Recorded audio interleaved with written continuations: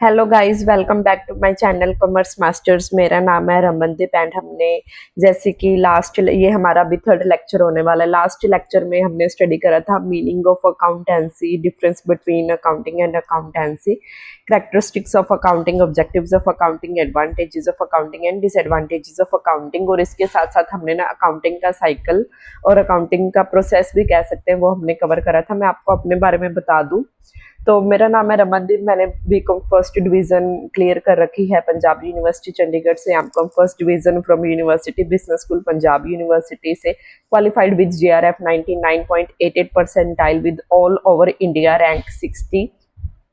X data analyst रह चुकी हूँ at eClerx private limited in customer operations department and countries, currently serving as assistant professor in commerce. तो अभी हमने discuss करा लास्ट लेक्चर में, यानी कि लेक्चर नंबर 2 में हमने क्या क्या स्टडी करा था। अभी हम थर्ड लेक्चर पे आ गए हैं।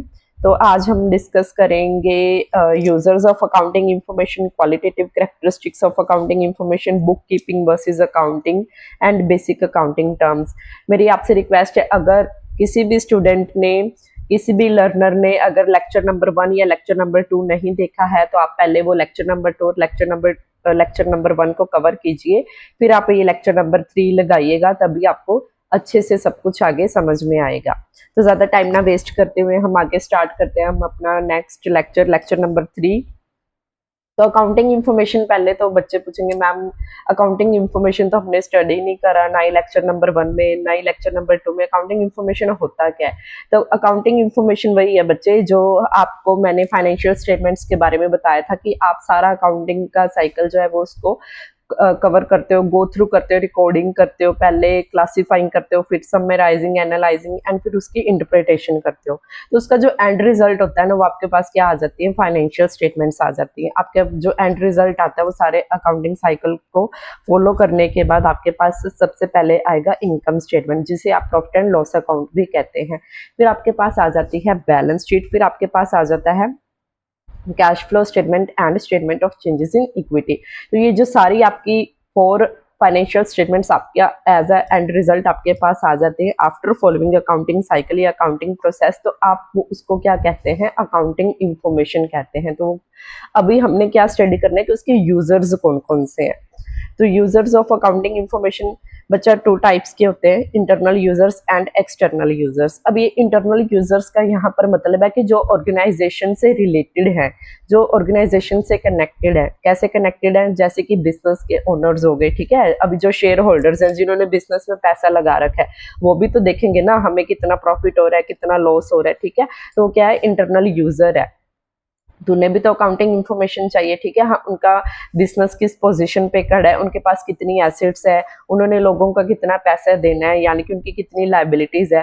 तो एज सच बिजनेस ओनर्स जो है वो क्या है? इंटरनल यूजर्स की कैटेगरी में आ जाते हैं। उसके बाद है इन्वेस्टर्स। इन्वेस्टर्स का मतलब होता है जो शेयर होल्डर्स हैं, जिन्होंने पैसा इन्वेस्ट कर रखा है बिजनेस में, ठीक है। तो अभी तो देखना चाहेंगे ना, हाँ, अभी उन्होंने अगर मनी इन्वेस्ट करी है तो उनको कितना रिटर्न आ रहा है बिजनेस से, कितना लॉस हो रहा है, कितना प्रॉफिट हो रहा है, तो वो भी क्या है? अकाउंटिंग इंफॉर्मेशन को यूज करेंगे। थर्ड है मैनेजर्स। जो मैनेजर्स होते हैं उनको अकाउंटिंग इंफॉर्मेशन किस लिए चाहिए? उनको डिसीजन मेकिंग के लिए चाहिए, ठीक है। अभी उनके पास मान लीजिए इंफॉर्मेशन आ गई in the form of profit and loss account, balance sheet की, हाँ आपके इतने एसेट्स हैं, इतनी लायबिलिटीज है, आपका इतना लॉस हुआ है या इतना प्रॉफिट हुआ है।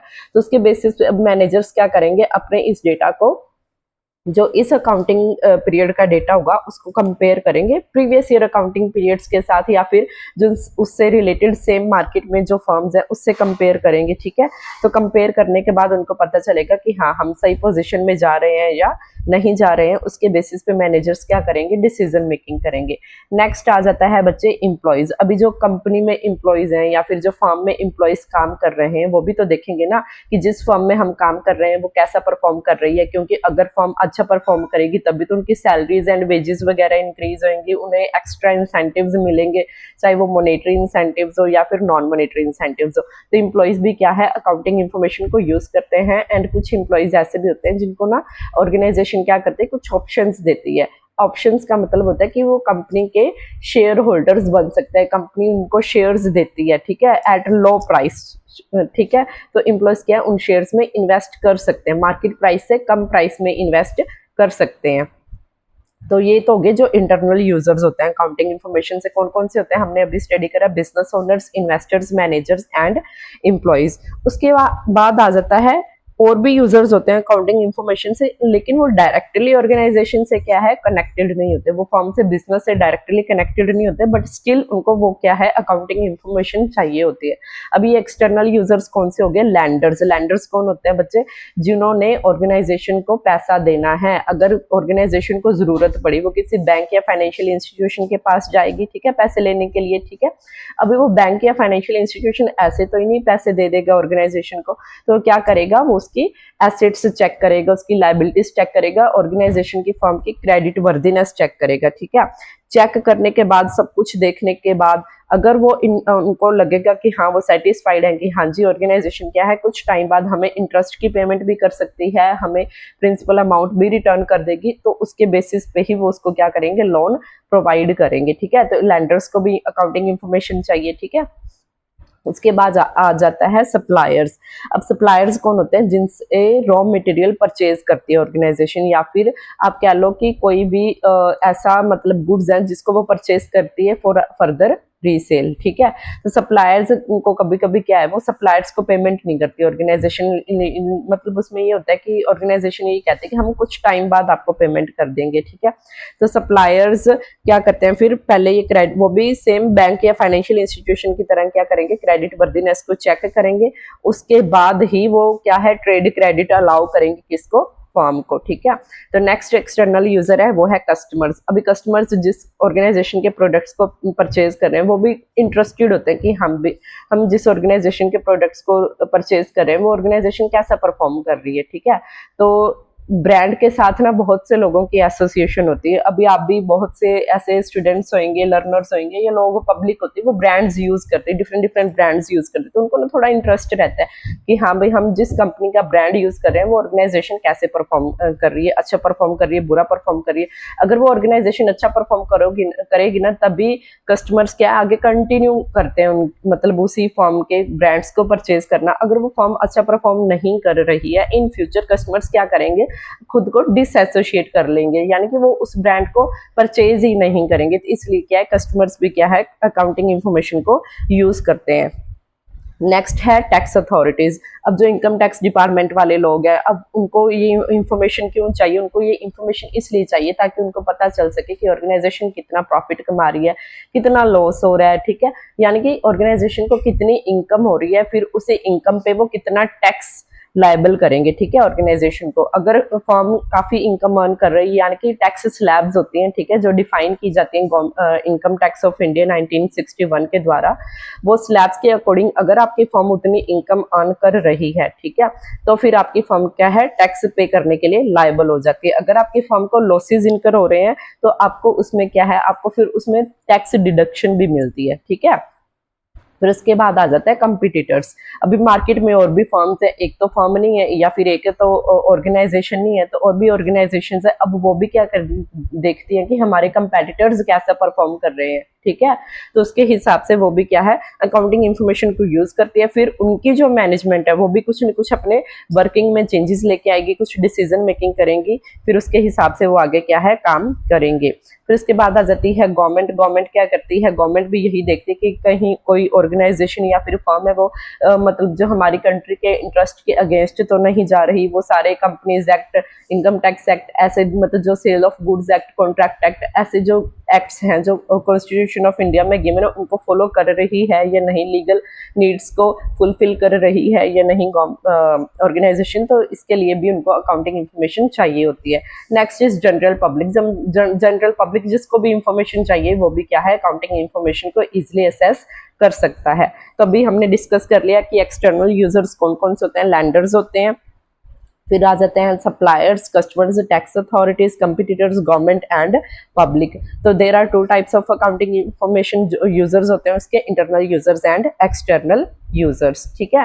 तो अभी हम स्टडी करेंगे कि क्वालिटेटिव कैरेक्टरिस्टिक्स क्या होते हैं अकाउंटिंग इंफॉर्मेशन के। हमने यही स्टडी करा ना कि जो अकाउंटिंग होती है वो क्वांटिटेटिव टर्म्स में होती है, लेकिन अब हम इसके क्या स्टडी करेंगे, जो अकाउंटिंग इंफॉर्मेशन है in the form of profit and loss account, balance sheet, cash flow statement and statement of changes in equity, इसके क्वालिटेटिव कैरेक्टरिस्टिक कैरेक्टरिस्टिक्स क्या हैं, ठीक है।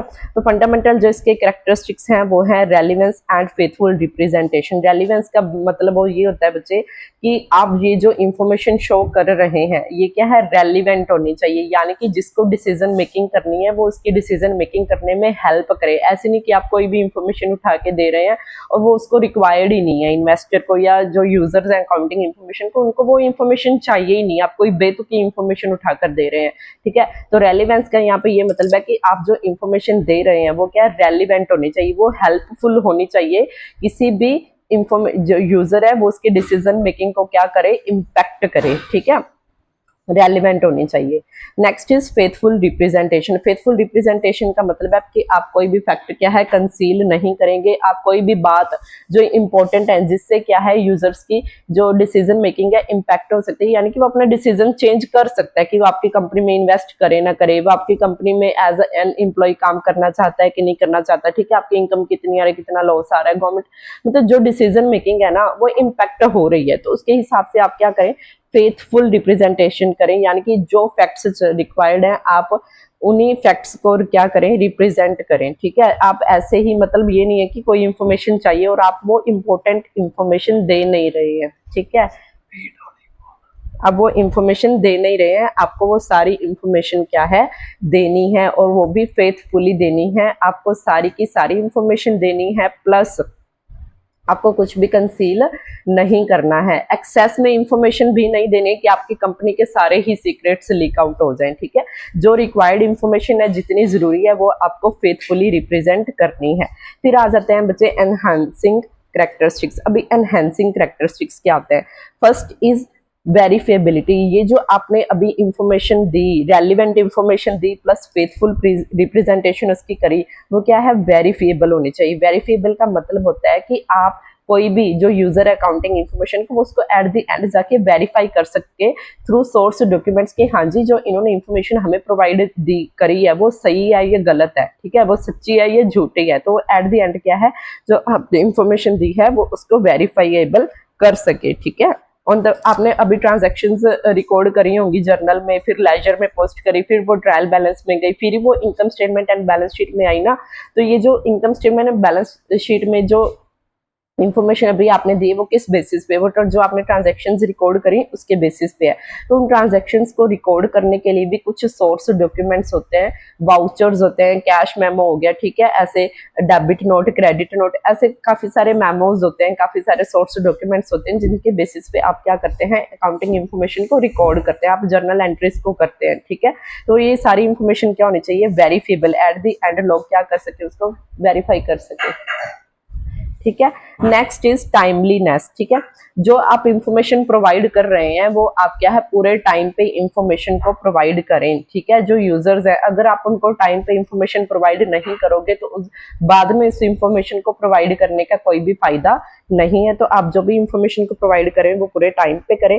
नेक्स्ट इज अंडरस्टैंडेबिलिटी, ठीक है, अंडरस्टैंडेबिलिटी का मतलब है कि जो आप इंफॉर्मेशन प्रोवाइड कर रहे हैं वो अंडरस्टैंडेबल होनी चाहिए, वो आप जो यूजर्स हैं वो उसको इजीली अंडरस्टैंड कर पाए, ठीक है, कि मतलब जो आपका प्रॉफिट कितना आ रहा है, आपका लॉस कितना आ रहा है, वो इस वे में रिप्रेजेंट होना चाहिए कि वो इजीली अंडरस्टैंड कर सके। नेक्स्ट इज कंपेरेबिलिटी, जो इंफॉर्मेशन प्रोवाइड की गई है वो उसको इजीली यूजर्स क्या है दूसरी फर्म्स के साथ या फिर आप ही फर्म की जो प्रीवियस ईयर्स की जो क्या परफॉर्मेंस है उसके साथ वो उसको क्या कर सके, कंपेयर कर सके, ठीक है। तो ये है qualitative characteristics of accounting information. I hope आपको दोनों फंडामेंटल एंड एनहांसिंग फीचर्स दोनों ही समझ में आ गए होंगे। तो ये जो डिटेल है ये मैंने अभी डिस्कस करी आपके साथ कि वो कैसे कैसे होता है, ठीक है। तो रेलिवेंस सबसे पहले था, relevance refers to how helpful the information is for financial decision making processes. ये हमने अभी अभी डिस्कस करा कि रेलिवेंस का मतलब होता है कि ये जो इंफॉर्मेशन है वो कितनी रेलिवेंट है, वो कितनी हेल्पफुल है फॉर मेकिंग द डिसीजन, ठीक है। For accounting information to be relevant, अभी किसी भी अकाउंटिंग इन्फॉर्मेशन को रेलिवेंट होने के लिए ना दो चीजें चाहिए होती है, first is confirmatory value and second is predictive value. अभी कंफर्मेटरी वैल्यू का मतलब है it provides information about past events, आप कंफर्म कर रहे हैं, ठीक है, आप किसी भी इंफॉर्मेशन को क्या कर रहे हैं, कंफर्म कर रहे हैं, ये जो आपके पास अकाउंटिंग इंफॉर्मेशन है वो आपको पास्ट इवेंट्स के बारे में क्या है इंफॉर्मेशन प्रोवाइड कर रहे हैं, ठीक है। यानी कि अब ये जो जर्नल एंट्रीज हैं, ये जो बैलेंस शीट आई है आपके पास, या आपके पास इनकम स्टेटमेंट आई है, कैश फ्लो स्टेटमेंट, अब ये किस पे बेस्ड है? ये पास्ट इवेंट्स पे बेस्ड है, ठीक है। ये जो इन्फो, तो ये क्या होगी? कंफर्मेटरी वैल्यू होगी, ठीक है। Next is predictive value. जो हमारे पास बैलेंस शीट आ गई, जो इनकम स्टेटमेंट आ गई, अब उसके बेसिस पे हम क्या करेंगे? फ्यूचर को प्रिडिक्ट करने की कोशिश करेंगे। यानी कि अगर हमारे प्रीवियस ईयर्स में, यानी कि आप फॉर एग्जांपल हम ले लेते हैं कि प्रीवियस ईयर्स में ना, लास्ट प्रीवियस 5 ईयर्स से ना, जैसे मान लीजिए आपका प्रॉफिट ना 10% से हर साल क्या हो रहा है? इंक्रीज हो रहा है। तो भी आप अब मान लीजिए 2026 के लिए भी यही प्रिडिक्ट कर रहे हैं, या फिर 2027 के लिए भी यही प्रिडिक्ट कर रहे हैं कि इससे जो आने वाले ईयर्स है उसमें भी क्या होएगा? 10% मिनिमम क्या है? नेट प्रॉफिट क्या है हमारा? इंक्रीज होएगा प्रीवियस ईयर्स से। तो रेलिवेंस का मतलब क्या है? दो चीजें कंफर्म होती हैं इसमें। एक तो क्या होता है? कंफर्मेटरी वैल्यू, इंफॉर्मेशन किस पे बेस्ड होती है? पास्ट इवेंट्स पे बेस्ड होती है। दूसरा क्या है? प्रिडिक्टिव वैल्यू, कि आप फ्यूचर के कुछ इवेंट्स को क्या कर सकते हैं? प्रिडिक्ट कर सकते हैं, ठीक है। तो therefore accounting information is relevant if it can provide helpful information about past events and helpful in predicting future events and taking actions to deal with possible future events, ठीक है। तो इसमें क्या है कि पास्ट इवेंट्स के basis पे आप क्या है? फ्यूचर को प्रिडिक्ट करने की कोशिश करते हैं, तो वो क्या हो गई? रेलिवेंस हो गई, रेलिवेंट हो गई। वो आपको इंफॉर्मेशन इस नेचर में मिली है कि आप वो आपके लिए क्या है? रेलिवेंट। आप उसके बेसिस पे डिसीजन मेकिंग कर सकते हैं। नेक्स्ट है representational faithfulness. Representational faithfulness also known as reliability, हम इसको रिलायबिलिटी भी कहते हैं। अब ये क्या बताता है कि किस हद तक जो आपने इंफॉर्मेशन प्रोवाइड करी है वो है करेक्ट है, एक्यूरेट है, ठीक है। वो इंफॉर्मेशन सही है, जिसको हम क्या कहते हैं कि रिप्रेजेंटेशनल फेथफुलनेस, यानी कि हमने कुछ भी उसमें छुपाया नहीं है, ठीक है। और जो इंफॉर्मेशन हमने रिप्रेजेंट करी है वो बिल्कुल करेक्ट है, एक्यूरेट है, ठीक है। Representational faithfulness also known as reliability is the extent to which information accurately reflects a company's resources obligatory claims. ये वही बता रहे कि आपकी जो बैलेंस शीट है, जो आपका प्रॉफिट एंड लॉस अकाउंट है, वो किस हद तक क्या है? ट्रू इंफॉर्मेशन प्रोवाइड कर रहा है। उसमें कोई भी झूठी इंफॉर्मेशन या फिर गलत इंफॉर्मेशन नहीं होनी चाहिए, ठीक है। इसमें क्या क्या आ जाता है? रिप्रेजेंटेशनल फेथफुलनेस में सबसे आ जाता है कि क्या होनी चाहिए? कंप्लीट, अपने फुल इंफॉर्मेशन प्रोवाइड करनी है, ठीक है। जिसपे क्या है? फाइनेंशियल स्टेटमेंट्स क्या है? कोई भी ट्रांजैक्शन को एक्सक्लूड नहीं करेंगे। कोई भी ऐसी फाइनेंशियल ट्रांजैक्शन जो कि इंपॉर्टेंट है आपके बिजनेस के लिए, ठीक है, आप उसको एक्सक्लूड नहीं करेंगे। आप वो सारी information complete and accurate information क्या है? प्रोवाइड करेंगे। नेक्स्ट है न्यूट्रल। उसमें सब्जेक्टिविटी नहीं होनी चाहिए अकाउंटेंट की, ठीक है। आप मान लीजिए कोई भी ऐसी फाइनेंशियल ट्रांजैक्शन या फिर कुछ भी ऐसी इंफॉर्मेशन है जिसमें आप ऐसी अपनी तरफ से कुछ भी तुक्का लगा के आगे यूजर्स को नहीं बता रहे हैं, ठीक है। तो आप उसमें अपना कुछ भी ज्ञान ऐड ना करते हुए, आप accounting principles, concepts and conventions को फॉलो करते हुए ही वो सारी इंफॉर्मेशन क्या है? प्रोवाइड कर रहे हैं। यानी कि आप अपने एंड पे क्या है? न्यूट्रल है, ठीक है। फिर उसके बाद क्या है? Free from error. आप जो इंफॉर्मेशन प्रोवाइड करें वो एरर फ्री होनी चाहिए। नेक्स्ट है वेरिफिएबिलिटी, टाइमलीनेस, अंडरस्टैंडेबिलिटी एंड कंपेरेबिलिटी। हमने डिस्कस करा वेरिफिएबिलिटी का मतलब है कि आपके पास ऐसे डॉक्यूमेंट्स होने चाहिए जो आप रिप्रोड्यूस कर सकते हैं, जिसके बेसिस पे वो सारी इंफॉर्मेशन क्या है? रिकॉर्ड हुई है। फिर उसके बाद है कि आपको टाइमली इंफॉर्मेशन, कितनी जल्दी इंफॉर्मेशन प्रोवाइड करनी है ताकि जल्दी से जल्दी डिसीजन मेकिंग हो सके और उसका जल्दी से जल्दी क्या है? हम यूज कर सके उस इंफॉर्मेशन को। नेक्स्ट इज अंडरस्टैंडेबल होनी चाहिए, ठीक है। आप उसको ऐसे रिप्रेजेंट करेंगे कि वो इजिली क्या है? अंडरस्टूड हो सकती है। फिर आप उस इंफॉर्मेशन को क्या है? प्रीवियस ईयर्स या फिर अपने साथ की फर्म्स के साथ क्या कर सकते हैं? उसको इजिली कंपेयर कर सकते हैं, ठीक है। तो ये थे हमारे जो फीचर्स थे, qualitative characteristics of accounting information. I guess अभी काफ़ी लंबा हो गया है चैप्टर, सॉरी लेक्चर। तो हम इसको जो बुक कीपिंग वर्सेस अकाउंटिंग वाला पार्ट है वो ना हम ना नेक्स्ट लेक्चर में डिस्कस करेंगे। Thank you. आपको आई होप सो सब कुछ समझ में आ गया होगा कि अकाउंटिंग इंफॉर्मेशन के यूजर्स कौन कौन से और उसके क्वालिटेटिव कैरेक्टरिस्टिक्स क्या है। अगर आपको कोई भी इनकेस डाउट आता है तो आप मुझसे शेयर कर सकते हैं। आप कमेंट सेक्शन में मुझे बताइए कि आपको अच्छे से समझ में आ रहा है कि नहीं आ रहा है। आपके सपोर्ट से ही मैं आगे मतलब ये वीडियोस कंटिन्यू करूंगी। एंड ये जो वीडियोस है ना, ये आपको बहुत ही हेल्पफुल रहने वाली हैं क्लास 11 के बच्चों के लिए, क्लास 12 के बच्चों के लिए जिनके बेसिक्स इतने क्लियर नहीं है, और फिर जो जूनियर ऑडिटर की अभी तैयारी कर रहे हैं, जो पंजाब में एग्ज़ाम आने वाला है, जो ऑडिट इंस्पेक्टर की तैयारी कर रहे हैं, जो कॉमर्स लेक्चरार की तैयारी कर रहे हैं, तो आपके लिए ना सारा का सारा कोर्स मैं ना फ्री ऑफ कॉस्ट लेके आई हूँ। तो आप प्लीज़ मेरे चैनल को लाइक करें, शेयर करें, सब्सक्राइब करें। अगर आपको कोई भी डाउट आता है तो आप मुझे क्या है कमेंट सेक्शन में बता सकते हैं। Thank you so much.